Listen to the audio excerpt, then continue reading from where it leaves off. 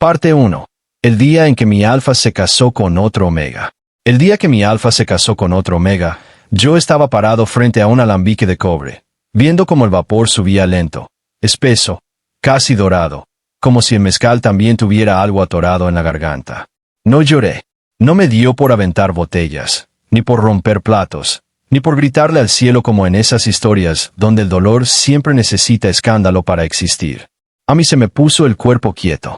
Eso fue peor, porque cuando el dolor te deja inmóvil, ni siquiera sabes en qué momento te empezó a quebrar. A las 9:12 de la mañana, la radio vieja del Palenque soltó la noticia con esa voz de locutor que convierte cualquier tragedia en un dato elegante. Esta tarde se celebrará la unión entre Emiliano Vergara de la Casa Vergara Noble y Leandro Salvatierra, en una ceremonia privada en Oaxaca de Juárez. No escuché lo demás. No porque no quisiera, sino porque mi marca empezó a arder. Así, sin aviso. Como si mi cuello hubiera reconocido su nombre antes que mis oídos. Llevé la mano hasta la base de la garganta, al costado izquierdo, donde la mordida de Emiliano nunca terminó de borrarse.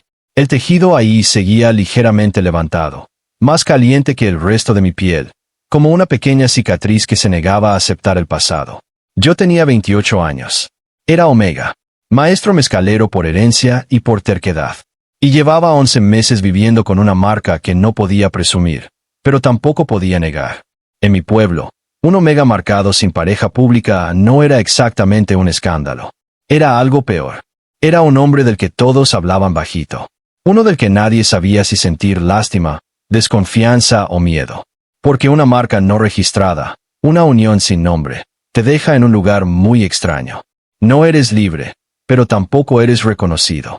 No eres esposo, pero tu cuerpo ya no pertenece del todo al tiempo anterior. Tus ciclos cambian. Tu olor cambia. Tus noches cambian. Y la gente, aunque no te diga nada, lo huele. Lo huele todo. Isaías, me gritó mi tío Bardo desde la zona de molienda. ¿Te dormiste parado o qué? Yo parpadeé. El bagazo seguía apilado junto al horno de piedra. Las pencas chamuscadas de agave llenaban el aire de ese olor profundo, terroso, ahumado, que a mí siempre me había parecido honesto. El humo no miente. El humo se te mete y se queda. No finge ser otra cosa. A diferencia de algunas personas. Ya voy, contesté. Mi voz salió bien. Eso me sorprendió. A veces, cuando la marca me ardía demasiado, hasta hablar me costaba trabajo. No por dolor físico, exactamente. Más bien por esa sensación ridícula de que algo en mi pecho quería responderle a alguien que ya no estaba ahí. Abrí la válvula del alambique. El líquido empezó a caer en un hilo brillante, constante, perfecto. Primer destilado. La primera vez que Emiliano me vio hacer eso, dijo que parecía un ritual. Que yo no servía mezcal, lo escuchaban hacer. En ese entonces me dio risa. En ese entonces todavía no sabía que hay hombres capaces de mirarte como si te estuvieran entendiendo mientras por dentro ya están haciendo cuentas para dejarte. A mediodía llegó la camioneta de reparto con las cajas que iban a mandarse a la ciudad. Entre ellas iban 12 botellas especiales, una edición de celebración hecha con tepestate de cosecha larga. Etiqueta marfil. Cera negra. Relieve dorado. Las pidió la Casa Vergara. Para la boda. Mi tío las vio acomodadas en el cajón, y luego me vio a mí. No dijo nada al principio. Mi familia era de esa clase de gente que aprendió a respetar el dolor ajeno quedándose callada. Pero el silencio también pesa. Si quieres yo voy, dijo al final. No tienes por qué ir tú. Me toca a mí. No te toca. Nada más te estás castigando. Sonreí sin ganas. No, me estoy asegurando de que lleguen enteras. Mi tío soltó un bufido. Era un alfa viejo, ancho de hombros, de esos que ya no usan el cuerpo para imponer, sino para cuidar. Nunca se metió de más en mi vida, pero desde que Emiliano desapareció de la mía, me miraba como si quisiera hacer algo y no supiera qué. Ese hombre no merece ni el polvo de este lugar, murmuró. No respondí. Porque responder habría sido aceptar que todavía había aún ese hombre ocupando demasiado espacio dentro de mí. Salí rumbo a la ciudad poco antes de las 2 de la tarde. La carretera se iba desenrollando entre cerros secos, magueyes flacos y postes torcidos por el sol. Llevaba las ventanas abajo porque el aire acondicionado me provocaba náuseas desde hacía meses. Mi cuerpo se había vuelto raro.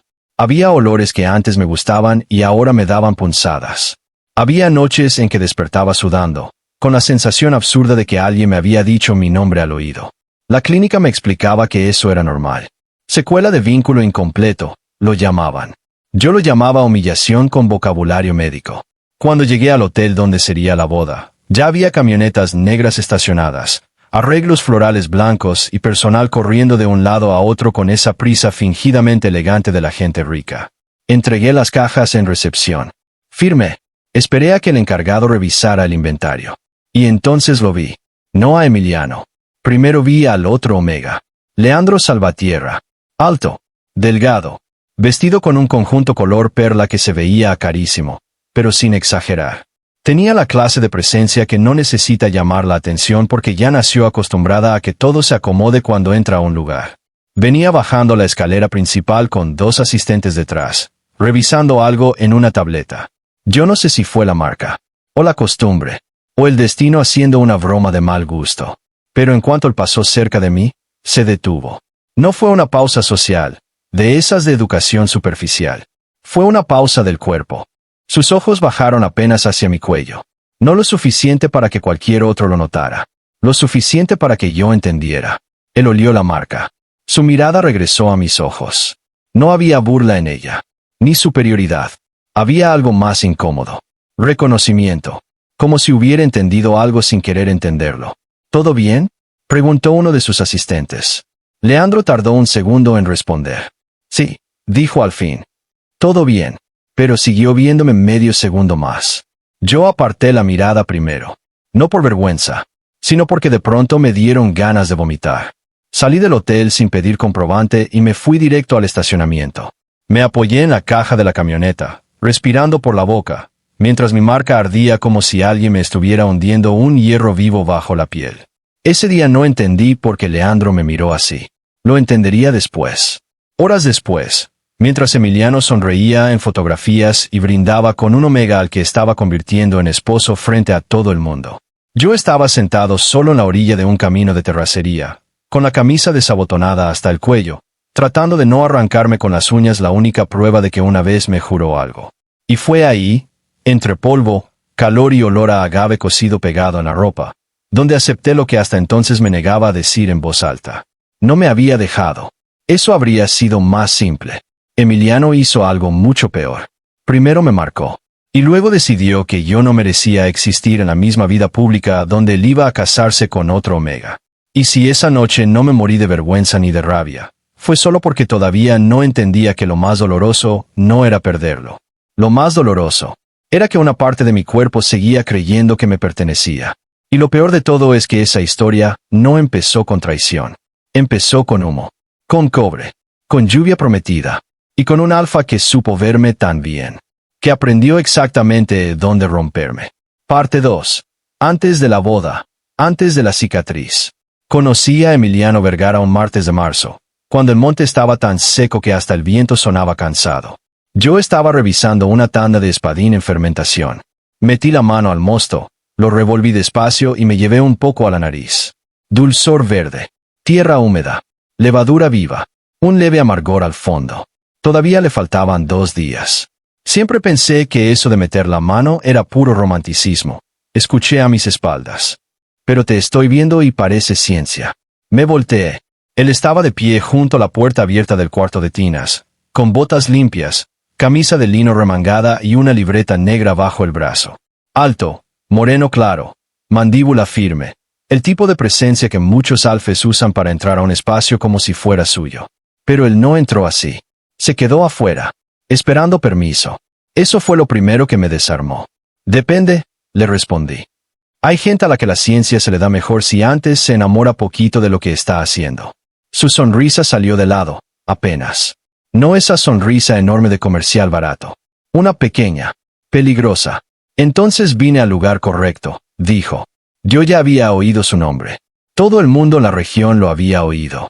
Emiliano Vergara, hijo menor de los dueños de Casa Vergara Noble, una empresa que llevaba años comprando, embotellando y exportando destilados oaxaqueños con ese discurso elegante de proyección internacional que casi siempre significaba lo mismo. Alguien iba a ganar muchísimo dinero y no iban a ser precisamente los productores. La diferencia era que Emiliano no se parecía a sus hermanos. Eso decían. que si sabía escuchar, que si visitaba palenques, que si preguntaba por el agua, por la tierra, por las familias. Yo desconfié en cuanto lo vi. No porque fuera alfa, ni porque fuera rico. Desconfié porque tenía la clase de modales que hacen que un hombre parezca bueno incluso cuando todavía no ha hecho nada para merecerlo. Mi tío está afuera, le dije. Si viene por precios, hable con él. Vengo por otra cosa. Ah, sí, él alzó la libreta. Escuché que aquí están trabajando con levaduras nativas diferenciadas por lote. Quería saber si es cierto, o si la mitad del estado nomás anda inventando mitos sobre ti. Debí mandarlo al diablo. En serio. Debí. Pero yo llevaba años haciendo exactamente eso, trabajando con fermentaciones separadas, registrando humedad, temperatura, variación aromática, comportamiento de tinas según tipo de madera y exposición nocturna. Lo hacía porque mi abuelo me enseñó a oler el mezcal como quien lee una carta vieja, buscando no solo lo que dice, sino también lo que calla. Y me había costado muchísimo que alguien me tomara en serio. Muchísimo más siendo Omega. En este oficio, aunque nadie lo diga de frente, todavía hay gente que cree que un Omega sirve mejor para embotellar, para atender visitantes o para poner bonita la sala de degustación.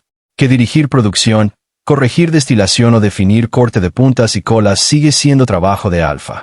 Por eso, cuando Emiliano preguntó de verdad, sin condescendencia, sin sonrisa indulgente, sin decir que interesante para alguien como tú, cometí el error de contestarle. Se quedó 3 horas. 3 malditas horas. Yo hablándole de hornos, de fibras, de tiempos de cocción, de diferencias entre piedra y autoclave, de por qué la fermentación huele distinto cuando cambia la presión del aire, y él escuchando como si nada de eso le pareciera de más. No interrumpía por presumir. Interrumpía para entender.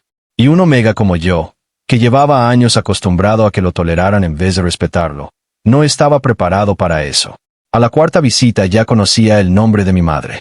A la 6ª ya sabía cuáles magueyes no debían tocarse porque yo los estaba dejando semillar. A la 7ª llevó pan de yema recién horneado y dijo que una conversación técnica sin café y sin pan era una forma de violencia. Yo solté una carcajada. Y esa fue la primera vez que me tocó, apenas, la muñeca. Como un gesto leve. Como si antes de decidir cualquier otra cosa necesitara confirmar que yo era real. El olor de Emiliano no era agresivo. Eso también me descolocó. Muchos alfes usan su aroma como si fuera una orden. Madera fuerte, especias densas, cuero, cosas que llenan un espacio y exigen atención. Emiliano no. Él olía a humo limpio, cáscara de naranja, tierra mojada y el fondo mineral del agua de pozo después de la lluvia. Era un olor que no empujaba, invitaba. Y yo, que siempre me creí más listo que mis propios instintos, empecé a buscar excusas para que viniera. A veces era una prueba nueva. A veces una etiqueta que necesitaba opinión. A veces una caminata absurda entre agaves para ver una floración que perfectamente podía haber visto solo. Él siempre decía que sí.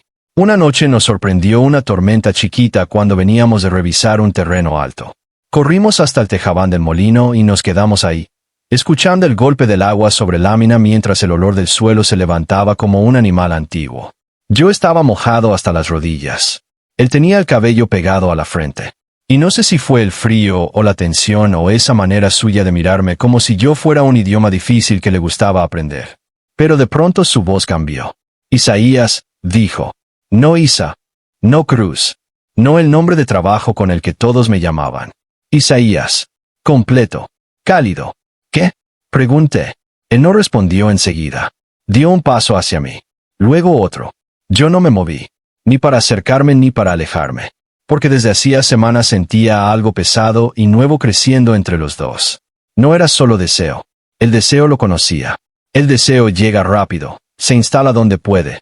A veces se va sin pedir permiso. Lo que había con Emiliano era distinto. Era una atención tan sostenida que empezó a parecerme peligrosa.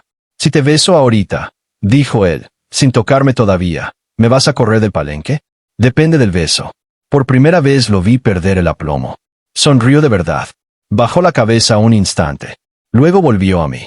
No hagas eso. ¿Qué cosa? Contestar así. Me complica mantenerme decente.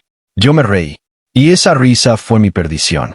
Porque levantó la mano. Me apartó con cuidado una gota de agua que traía cerca de la boca. Y cuando me besó, lo hizo como si no estuviera intentando ganarme. Lo hizo como si llevara mucho tiempo conteniéndose. Eso me rompió antes de romperme. No fue un beso feroz. No fue el tipo de escena donde un alfa te arrincona y el cuerpo decide antes que tú. Fue lento, preguntado, con pausas, con la clase de cuidado que te hace pensar cosas peligrosísimas, como por ejemplo, que quizás esta vez sí te vieron bien. Cuando se separó, yo seguía con los ojos cerrados. Dime que no, murmuró, y paro aquí. Los abrí.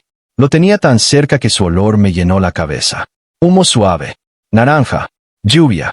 No supe en qué momento mis dedos se cerraron sobre su camisa. Entonces no pares aquí, le dije. Y él tampoco supo detenerse.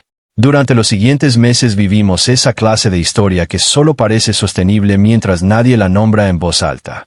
No éramos secretos exactamente, pero tampoco éramos públicos.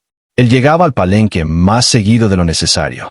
Yo aparecía en la ciudad con pretextos ridículos. Compartíamos comida en la caja de su camioneta. Caminábamos de noche entre hileras de maguey.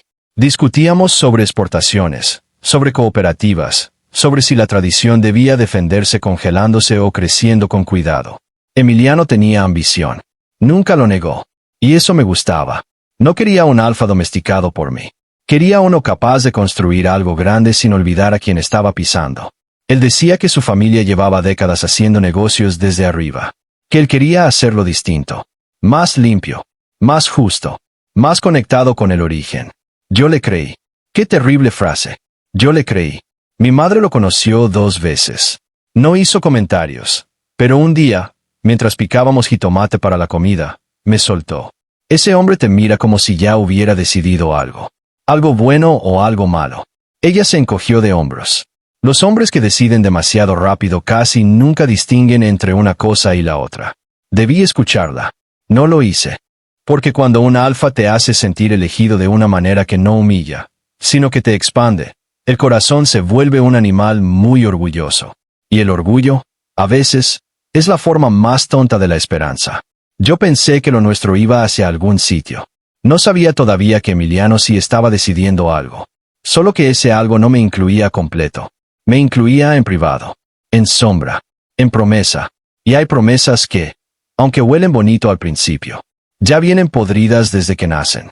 Parte 3. La noche en que me marcó. La primera vez que Emiliano me habló de miedo fue durante la temporada de secas, cuando los cerros se ponen del color de los huesos viejos y hasta los perros buscan la sombra con desesperación. Yo creía conocerlo bastante para entonces. Sabía cuando estaba enojado aunque sonriera. Sabía cuando llegaba cansado por la forma en que dejaba las llaves sobre la mesa. Sabía que odiaba el cilantro, que fingía tolerar el protocolo familiar, que se aflojaba el cuello de la camisa cuando estaba a punto de decir algo importante. Pero esa noche conocí otra cosa. Lo vi asustado. Habíamos subido a revisar una parcela de tobalá en la parte alta del monte. Regresamos tarde, con tierra en las botas y polvo en la lengua. El aire estaba caliente todavía, pero dentro de mí ya empezaba ese nerviosismo raro que a veces anunciaba mis ciclos. No era EAD completo. No aún. Solo esa vibración fina bajo la piel que vuelve más agudo el mundo. Llegamos al palenque y descubrimos que el generador había fallado. Todo estaba a oscuras. Solo entraba la luz azulada de la luna por las rendijas del techo. Voy por lámparas, dije. Emiliano me detuvo con una mano en el antebrazo. Espera. Lo volteé a ver. ¿Qué pasa? Tardó demasiado en responder. Luego soltó. Mi hermano mayor ya decidió casarse con quien le conviene a la empresa. Mi padre quiere que yo haga lo mismo si quiero quedarme con la línea de expansión del sur. Yo parpadeé. ¿Y eso qué tiene que ver conmigo? Él me miró como si la respuesta obvia lo hubiera alcanzado antes que a mí. Todo. No se necesita ser un genio para entender un silencio cuando empieza a oler a despedida. Sentí un hueco frío en el estómago. Entonces dilo bien, le pedí. No me hables como si estuviéramos en una junta. Emiliano pasó la mano por su cara. Se veía agotado. Y, por primera vez desde que lo conocía, también se veía dividido. Quieren que cierre un acuerdo con la familia Salvatierra, dijo. Tienen acceso al agua, distribución, permisos, embotellado internacional, es una alianza enorme. Y quieren amarrarla con una unión. No pregunté con quién. No hacía falta. Nos quedamos callados. El palenque entero olía a piedra, madera y fibras secas, pero el único olor que yo sentía con claridad era el de él. Más intenso de lo normal. No dominante. Más bien inestable. Como si debajo de su control hubiera algo rompiéndose. Dime que ya les dijiste que no, dije al fin. Él se acercó. Isaías. No. No me digas así si no me vas a contestar. Me dolió su cara. Me dolió porque no parecía la de un hombre que no ama. Parecía la de un hombre que ama, y aún así está considerando vender algo sagrado. Y eso, a veces, es más sucio. No les dije que sí, respondió. Tampoco les dijiste que no. No contestó. Yo me aparté. De pronto todo mi cuerpo empezó a reaccionar distinto. La cercanía de su olor me subió por la espalda. Mis muñecas se pusieron sensibles. Mi respiración cambió. El inicio de Lead, activado por angustia. Perfecto. ¡Qué maravilla! Emiliano lo notó de inmediato. Los alfes lo saben. No necesitan tocarte para saberlo. Su expresión cambió otra vez. Del conflicto al cuidado. ¿Cuánto tiempo? Preguntó con voz baja. No sé. Tal vez horas. Tal vez mañana. Me aguanto. No. Siempre me he aguantado. Él cerró los ojos apenas. Cuando los abrió, ya había tomado una decisión.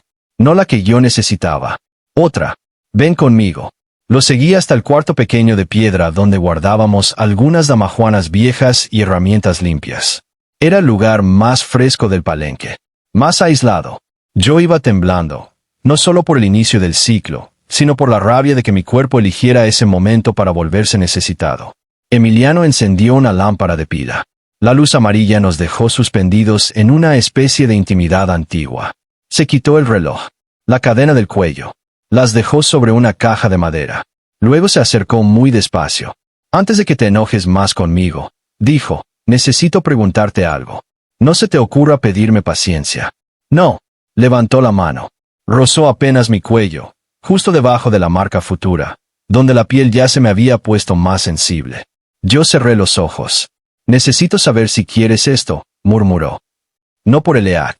No por miedo a perderme. No porque te deba una promesa mal dicha. Quiero saber si, incluso con todo el desastre encima, tú me darías permiso de marcarte. Abrí los ojos de golpe. La lámpara tembló un poco sobre la mesa. ¿Estás loco? Tal vez. ¿Y con eso qué? ¿Piensas arreglar lo demás? No, pero no quiero seguir tocándote como si fueras temporal. Se me atoró el aire. La peor parte fue esa. No que quisiera marcarme, sino que supiera exactamente qué palabra usar para quebrarme. Temporal. Yo no quería ser temporal. No con él. No después de todo. Si me marcas, dije despacio, ya no hay regreso fácil. Lo sé. Mi cuerpo va a cambiar. Lo sé. Si luego me sueltas, el que se queda pagando soy yo. Ahí sí vi culpa en su cara. No abstracta. No elegante. Culpa real. No te voy a soltar. Yo me reí. Pero fue una risa triste. Los hombres dicen unas cosas bien bonitas justo antes de hacer tonterías históricas. Él dio un paso más. Su voz bajó. No te estoy hablando bonito, Isaías. Te estoy hablando con miedo. Y aún así te lo estoy diciendo. Quiero marcarte. Quiero que seas mío. Y quiero poder decir que yo también soy tuyo. Debí pedirle pruebas. Debí exigirle claridad, fechas, nombre, sol, testigos, todo. En vez de eso lo vi. De verdad lo vi. Supe que me amaba. Y confundí amor con garantía. Ese fue mi error. No haberlo amado. Haber creído que por amarme iba a ser valiente. Asentí. Casi imperceptible. Pero bastó. Él no me lanzó encima. No perdió el control. Me preguntó otra vez si estaba seguro. Me llevó agua. Se sentó conmigo hasta que mi respiración dejó de irse a pedazos. Me besó primero la frente. Luego la comisura de la boca. Luego la garganta.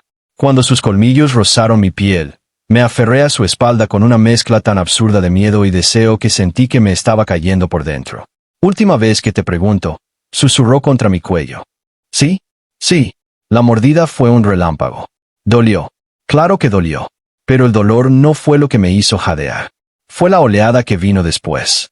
El cuerpo entero reconociendo. La feromona invadiendo. El calor del entrando a mi sistema como si una puerta antigua acabara de abrirse. Lloré. No de tristeza. No en ese momento. Lloré porque la unión real, la química, la respuesta biológica, todo eso existe. No es poesía. No es invento. Cuando una marca se fija, el cuerpo lo sabe con una brutalidad casi humillante. Me temblaban las manos. Emiliano me sostuvo la cara. «Aquí estoy», me dijo. Y yo le creí hasta el fondo. Dormimos abrazados sobre cobijas viejas, con el amanecer entrando poco a poco por la puerta mal cerrada. Cuando desperté, la marca ardía. Sí, pero también había algo nuevo, una calma más honda. Como si mi cuerpo hubiera dejado de estar solo adentro de sí mismo. Los días siguientes fueron extraños y hermosos. Yo olía distinto, más mezclado con él. Él reaccionaba distinto a mí. Podía encontrarme antes de verme. Sabía cuando estaba ansioso e incluso a la distancia. En mis ciclos, bastaba con escucharlo hablar para que se me aflojara un poco el pecho. No se lo dije a nadie, ni él tampoco, pero vivimos una pequeña euforia secreta. Comíamos juntos en el área de molienda. Yo le dejaba notas metidas entre sus documentos. Él me llevaba naranjas, café, libretas nuevas. A veces, cuando no había gente cerca, me besaba justo encima de la marca con una reverencia casi religiosa que me hacía sentir menos escondido. Menos. No completamente. Y ahí estaba la grieta. Porque una marca pide mundo. Pide nombre. Pide lugar. No aguanta tanto tiempo viviendo en una esquina. Las primeras semanas me bastaron. Pensé, está resolviendo cosas. Está preparando el terreno. Está buscando el momento correcto. A los 2 meses empezó a irse más seguido a Monterrey, a Ciudad de México, a reuniones familiares. Regresaba más cansado, más perfumado de ambientes ajenos, más pendiente del teléfono. Yo intentaba no volverme el omega que mide una relación por silencios, pero el cuerpo sabe antes que la razón. Su olor conmigo seguía reaccionando. Su boca también. Su necesidad no había desaparecido. Lo que empezó a desaparecer fue otra cosa. La idea de futuro cada vez que yo la mencionaba. ¿Cuándo vamos a registrarlo? Le pregunté una noche. Estábamos afuera del palenque, sentados sobre costales vacíos, mirando las luces lejanas del pueblo. Emiliano tardó. Pronto. Eso no es fecha. Lo sé. Entonces dame una. Él exhaló. Estoy intentando acomodarlo todo. ¿Acomodar qué? ¿Mi existencia? No me hables así. Entonces no me dejes en este lugar. Se quedó callado. Yo me toqué la marca. Ya no dolía tanto. Lateaba, como si tuviera opinión propia. No puedo ser tu secreto mucho tiempo, dije. Mi cuerpo ya no vive como si no hubiera pasado nada. Emiliano bajó la mirada. Solo necesito un poco más. Yo asentí. Otra vez. Siempre otro poco. Siempre una semana más. Siempre una conversación pendiente. Y yo, estúpidamente enamorado, seguí creyendo que la verdad tarda, pero llega. Lo que no entendía es que Emiliano ya había empezado a partirnos en dos. Una vida donde me marcó, y otra donde pensaba casarse con alguien más. Y un hombre que puede vivir cómodamente dentro de esa contradicción. Ya bien entrenado para destruir lo que ama sin dejar de llamarlo amor. Parte 4. Cuando entendí que la marca también puede ser una jaula. Me enteré del compromiso por una revista. Ni siquiera por una llamada. Ni por un mensaje cobarde. Por una revista de negocios que alguien dejó abierta en el mercado de Tlacolula, junto a una caja de mangos y unas pilas. Casa Vergara y Grupo Salvatierra anuncian alianza histórica. Abajo, la foto. Emiliano en traje gris. Leandro a su lado, impecable, con esa elegancia que parece enseñada desde la cuna. Yo leí la nota completa de pie, sin parpadear. Hablaban de expansión, de visión, de fortalecimiento regional, de agua, de infraestructura, de embotellado, de marca país. En medio de todo eso, como si fuera una línea de más, aparecía. La alianza también se celebrará a nivel personal mediante la próxima unión entre Emiliano Vergara y Leandro Salvatierra. No recuerdo cómo regresé al palenque. Solo sé que cuando llegué, mi madre me vio la cara y se levantó de la silla sin decir nada. Yo le puse la revista enfrente. Ella leyó. No cambió de expresión. Eso en ella significaba que estaba furiosa. ¿Ya lo sabías? Preguntó. Negué con la cabeza. Ella cerró la revista. La dejó sobre la mesa. Después, muy despacio, me miró el cuello. La marca. Esa maldita marca. Esa cicatriz que en privado había parecido promesa y en ese momento se convirtió, de golpe, en evidencia. Háblale, me dijo. No, Isaías. Si tengo que arrancarle la verdad, entonces ya no la quiero. Pero si lo llamé. 3 veces. No contestó. Mandé mensaje. Nada. Esperé hasta el anochecer.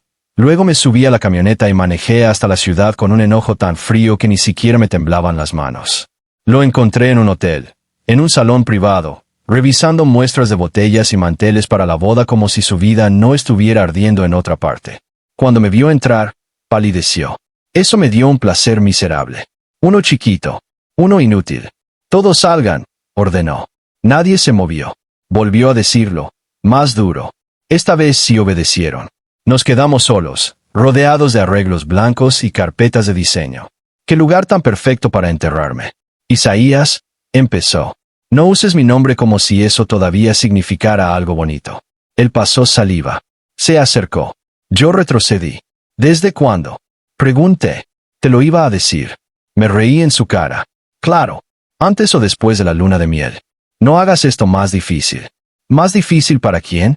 Él cerró los ojos un instante. Y entonces, en lugar de negarlo, hizo algo peor. Intentó explicarlo. Agua. Permisos. Deudas familiares. Presión del consejo. Riesgo de perder la línea sur. Amenaza de que su hermano tomara control total. Yo lo escuché. Todo. Sin interrumpir. Porque a veces quieres oír hasta el final a la persona que te rompió, solo para confirmar que de verdad eligió algo tan pequeño comparado contigo. Cuando terminó, le hice la única pregunta que importaba. ¿Y mi marca? Su cara cambió. Porque eso sí no era un negocio. Eso era yo. Yo metido bajo su piel. Isaías. No. Respóndeme eso. No el agua. No los permisos. No tus apellidos. Mi marca. ¿Qué planeabas hacer conmigo? Él abrió la boca. La cerró. Luego dijo, con esa voz que todavía me perseguiría durante meses. La boda es una estructura. No una vida. Yo me quedé inmóvil. ¿Qué? Lo nuestro no tiene por qué acabar. Dijo. Y ahí sí supe que lo estaba viendo por primera vez. Leandro entiende cómo funcionan ciertas cosas. El matrimonio es estratégico. Lo miré. De verdad lo miré. Quise encontrar vergüenza suficiente para salvar algo. No la encontré. Encontré deseo. Conflicto. Cariño. Miedo. Incluso amor. Tal vez. Pero no dignidad. No la clase de dignidad que impide convertir a un Omega marcado en un rincón privado mientras le firmas un futuro público a otro. ¿Me estás ofreciendo qué? Pregunté, casi en un susurro. ¿Ser tu amante después de marcarme? No estoy diciendo eso. Entonces di lo mejor. Él se desesperó. Estoy diciendo que hay realidades más complejas que el deseo. No. Estás diciendo que el deseo sí era yo, pero la vida completa se la vas a dar a alguien más. Mi voz no se quebró. Eso me enorgullece hasta la fecha, porque por dentro sentía que me estaban arrancando un órgano. Puedo asegurarme de que no te falte nada, dijo después, y ese fue el momento exacto en que algo en mí murió. Una casa, un fondo, atención médica, lo que necesites. Me le quedé viendo como si hablara otro idioma. ¿Me vas a pensionar? No lo dije así, pero eso es. ¿No? Me marcaste y ahora quieres administrarme como un problema caro. Él dio un paso hacia mí. Te amo. Ahí sí me enojé de verdad. No grité. No hice escándalo. Nada más me acerqué hasta quedar frente a frente y le dije con una calma que hasta a mí me dio miedo. Si esto es como amas, ojalá un día te toque olerte desde afuera. Luego me fui. No volví a llorar esa noche. Lloré después. Muchísimo después. Al principio no por él. Por mi cuerpo. Porque esa es la parte de la que casi nadie habla. Cuando un alfa te marca y luego te deja suspendido fuera de su vida oficial, el cuerpo no entiende la política. No entiende las herencias. No entiende los acuerdos entre familias. Solo entiende ausencia. Mi ad siguiente fue un infierno. Los bloqueadores normales dejaron de funcionar igual. El médico del pueblo me mandó a la capital porque mis niveles estaban hechos un desastre. Desregulación por vínculo no reconocido, me dijo una doctora con la delicadeza clínica de quien ya lo ha visto antes. Yo quise preguntarle cuántos omegas llegaban ahí así. Marcados, descartados, convertidos en una especie de nota al pie biológica. No pregunté. No quería la estadística. Ya tenía mi propia vergüenza. En el pueblo empezaron los murmullos. Nada frontal. Nunca frontal. Pero las tías bajaban la voz cuando yo pasaba. Los compradores nuevos preguntaban cosas raras. Usted es familiar de los Vergara. Es cierto que ya no puede moverse de aquí. Su producción seguirá estable. Una mañana escuché a dos hombres decir afuera de la tienda. Pobre Isaías. Se dejó marcar, y ni apellido le dieron. Seguí caminando. No porque no doliera, sino porque si me detenía, iba a empezar a romper cosas. La boda ocurrió semanas después. Yo no fui, claro, pero las fotos llegaron solas. Redes, revistas, mensajes no solicitados de gente idiota que cree que mandar, ya viste, es una forma neutra de crueldad. Emiliano se veía perfecto. Leandro también. La ceremonia fue blanca, sobria, carísima.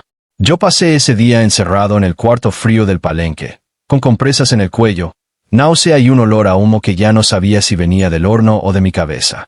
Mi madre me llevó caldo. No me habló del tema. Solo se sentó conmigo. A veces el amor más limpio no trata de reparar nada.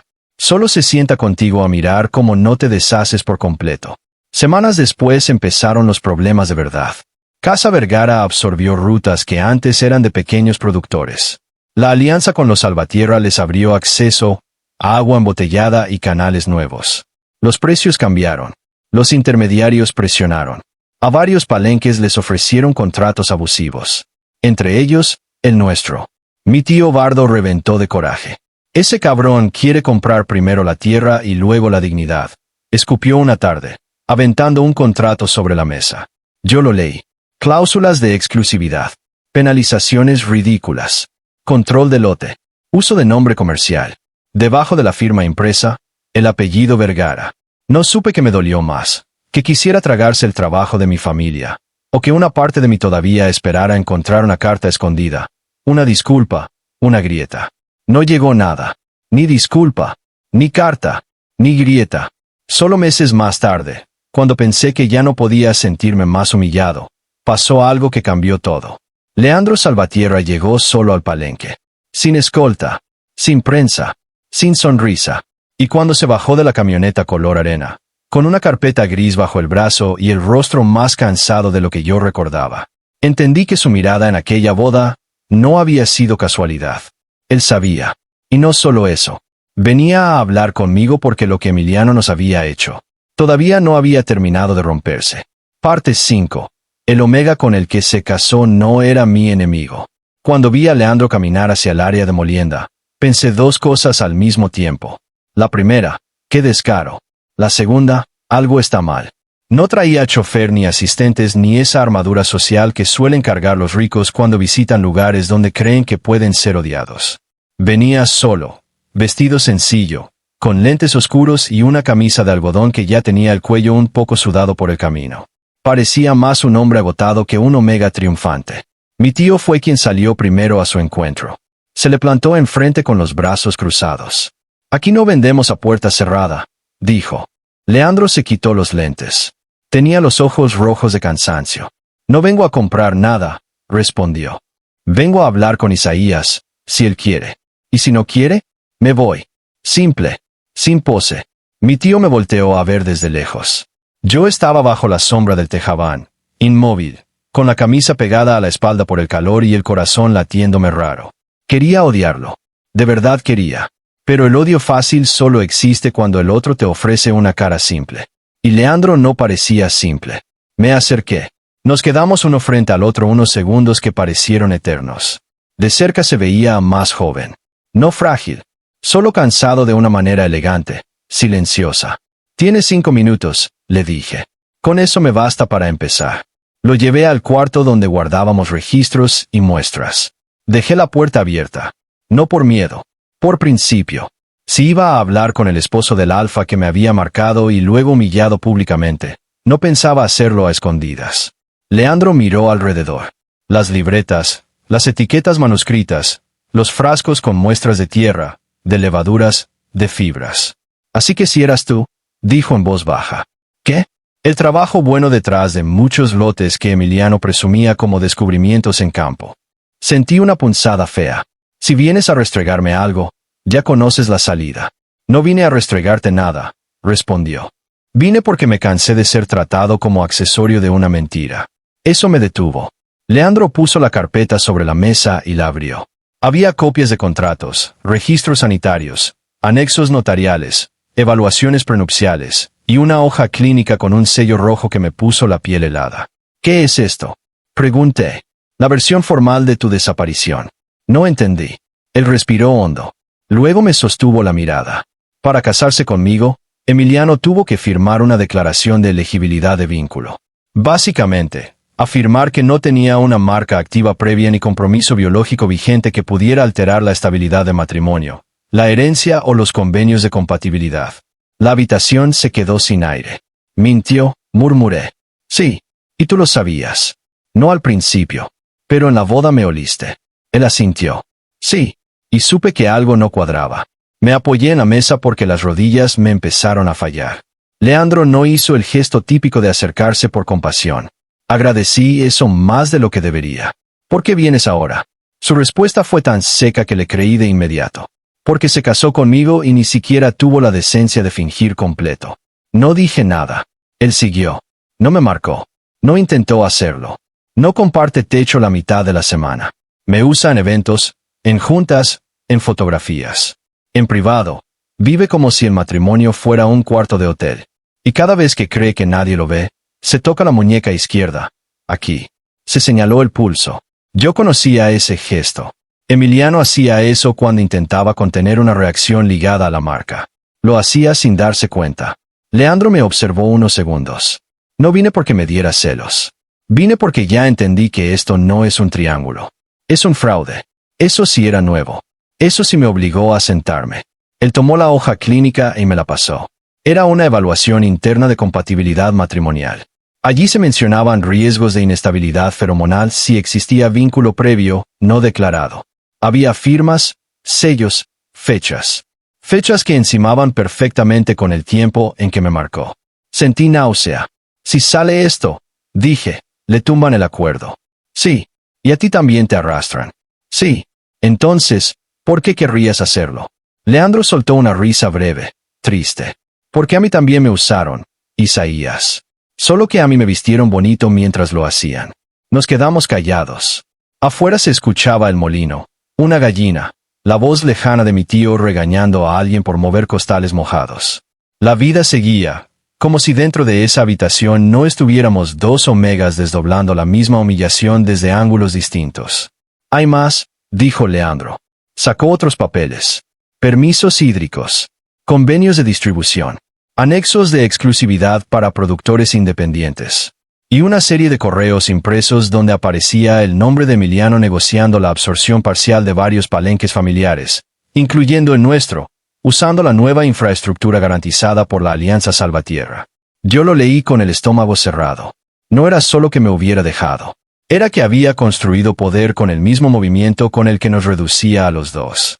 A él a esposo útil. A mí a error oculto. ¿Qué quieres de mí? Pregunté. Leandro me sostuvo la mirada. ¿Qué testifiques? Me reí por puro reflejo defensivo. ¿Y tú qué haces? ¿Te sientas a verme incendiarme? Yo pido la nulidad y entrego los documentos. Pero la marca es tuya. Lo que te hizo a ti, nadie puede contarlo mejor que tú. Yo apreté la mandíbula. No quiero hacer un espectáculo. No te estoy pidiendo espectáculo. Te estoy pidiendo que no cargues solo con algo que él firmó como si fueras invisible. Invisible. Otra palabra exacta. Ese día descubrí que la precisión también puede doler. Le pedí una hora. Leandro aceptó sin presionarme y se fue a esperar afuera, bajo la sombra. Salí a buscar aire. Mi madre estaba limpiando chiles junto a la cocina. Le conté todo. Todo. Sin adornos. Sin proteger a nadie. Ella me escuchó hasta el final. Después dejó el cuchillo sobre la mesa y me dijo, tú no estás decidiendo si destruirle la vida a ese hombre. Él ya decidió el tipo de hombre que era cuando te marcó, y luego te borró. Tú solo estás decidiendo si te quedas callado mientras el daño sigue trabajando adentro de ti. A veces las madres no te consuelan. Te acomodan el alma a fuerzas. Acepté. No por venganza, ni por orgullo. Acepté porque me cansé de sentir que mi cuerpo le debía silencio a alguien que no me había dado nombre. Las semanas siguientes fueron una mezcla extraña de trámites, consultas médicas y una clase de alianza rara que jamás imaginé tener con Leandro. Nos vimos varias veces, siempre en lugares neutros. Cafeterías discretas, oficinas legales, una clínica especializada en Oaxaca donde revisaron mi marca con equipos que no sabía ni que existían. Ahí fue donde conocí a Tomás. Dr. Tomás Valdés. Alfa, 30 y tantos. Médico en regulación feromonal y vínculo traumático. No era guapo de revista. Gracias a Dios. Ya había tenido suficiente de esa clase de hombres. Tomás tenía el tipo de presencia que no entra a un cuarto a ocuparlo, sino a estabilizarlo. Ojos oscuros. Voz baja. Camisas remangadas. Un olor tenue a romero, papel y jabón neutro. Nada invasivo. Nada performático. La primera vez que revisó mi expediente, no me habló como paciente roto. Me habló como hombre herido. Que es distinto. La marca está activa, me dijo con honestidad, pero no saludable. Qué bonito diagnóstico. Él no sonrió. Agradecí eso también. No te voy a mentir para que te sientas mejor. Hay forma de atenuarla. Reducir la respuesta biológica. Bajar la dependencia de ciclo. Separar memoria de detonación química. Pero no hay borrado limpio. O sea que me quedo así. No. Significa que vas a tener que atravesar un proceso. Y va a doler. Más que esto, Tomás me miró de frente. Distinto. Pero duele menos cuando el dolor ya tiene dirección. Yo no respondí. Porque lo odié un poco por sonar sensato. Y lo necesité desde esa misma frase. El tratamiento empezó con bloqueadores específicos, terapia olfativa y regulación nerviosa. Nada mágico. Nada romántico. Nada de amor verdadero, rompe marcas. Puro trabajo.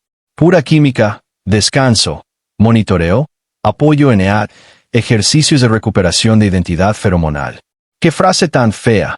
Identidad feromonal. Pero era real. Llevaba tantos meses oliendo mi propia vida filtrada por Emiliano que casi no recordaba cómo era dormir sin esperar ese humo que ya no llegaba. Tomás me ayudó a nombrarlo. No extrañas solo a la persona, me dijo una tarde, mientras yo apretaba una pelota antiestrés durante una sesión. También extrañas la regulación que tu cuerpo asoció a él. Si no separas esas dos cosas, cualquier recaída va a parecer amor. Eso me hizo enojar. Sí lo amé. No dije que no. Entonces no me expliques mi historia como si fuera una ecuación. Tomás se quedó callado. Luego asintió. Tienes razón. Corrijo. Lo amaste. Y además tu cuerpo fue condicionado por una marca activa. Ambas cosas son verdad. Negar una por defender la otra, solo te va a seguir dejando en sus manos. Eso sí me cayó. Leandro, por su parte, no resultó ser ni mártir ni santo. A veces era seco, orgulloso, demasiado contenido.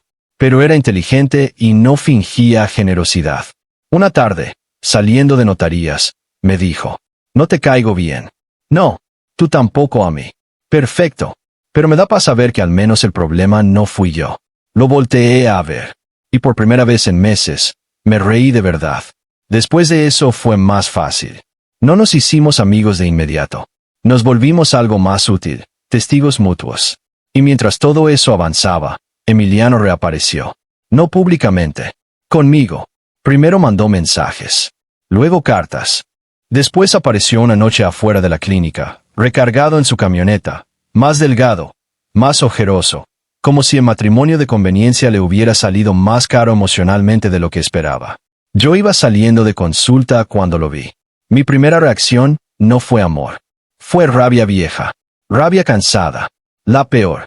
Necesito hablar contigo, dijo. Qué raro. Pensé que solo necesitabas agua y permisos. Se lo merecía.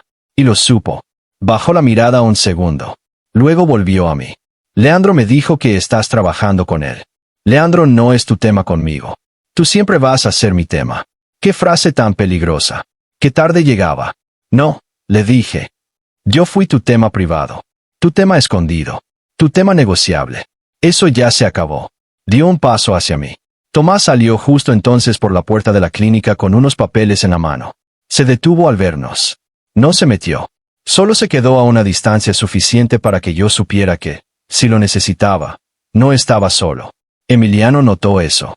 Su nariz se tensó apenas. El alfa en el detectando otro alfa cerca. Pero Tomás no invadió. No compitió. No marcó territorio. Nada de esas estupideces. Solo esperó. Eso me hizo querer llorar por razones completamente nuevas. Emiliano volvió a mí. No quise que terminara así. Pues te felicito. Querer no te impidió hacerlo. Isaías, te amo. Y te elegiste a ti. Ahí sí se quebró un poco. Muy poco. Pero lo vi. Yo pensé que podías sostener ambas cosas, dijo. Sí, ya entendí. Pensaste que podías amarme en privado y casarte en público. Pensaste que mi cuerpo se iba a conformar con migajas porque tu culpa venía bien perfumada. Él apretó la mandíbula. No te burles. ¿De qué? ¿De tu cobardía?